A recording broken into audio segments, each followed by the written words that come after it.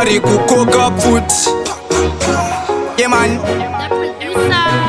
vakati papa voti taukwadabuka. Ndakanga ndiri ndega ndichitraya kusimuka. Vangu zvaindishupa vaigara vakansuka. Ndaitoda zvinhu zvekugara ndakaluka. Pati hakuna munhu asina basa. Usadzikisire levhuri kwandoshanda. Zvinongoitika zvega kuita semunana.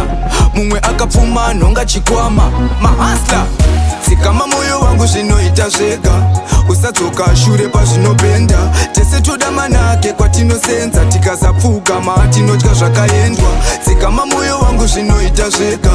Usadzoka shure pazvinopenda. Tese toda manake kwatinosenza. Tikasapfugama tinotya zvakaendwa. Chete kunetseka zvandinenge munhu akashoreka. Pandakatadza paya pakapotseka. Patise munhuwo ndinotoda ukurongeka. Ndoda kupedza bhora namo ndakatsamwa ndokubata kola. Kubva kudhara vese vachindishora. Tese tukushanda tukudawo matora. Funza kana gora vanoonahora. Tsikama moyo wangu zvinoita zvega. Usadzoka shure pazvinopenda. Tese toda manake kwatinosenza. Tikasapfugama tinotya zvakaendwa. Tsikama moyo wangu zvinoita zvega. Usadzoka shure pazvinopenda. Tese toda manake kwatinosenza. Tikasapfugama tinotya zvakaendwa. Toto tichinanaira tenana tichikambaira. Chandakaramba kusaririra. Vadzimu vangu musandibairira. Ndine shungu mufunge.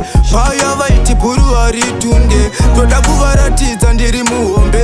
Nepatani rangu havandigone. Tsikama moyo wangu zvinoita zvega. Usadzoka shure pazvinopenda. Tese toda manake kwatinosenza. Tikasapfugama tinotya zvakaendwa. Tsikama moyo wangu zvinoita zvega. Usadzoka shure pazvinopenda. Tese toda manake kwatinosenza. Tikasapfugama tinotya zvakaendwa. Koka futi ari kukoka futi. Mash up the place. Yeah man, yeah. open a ground, down.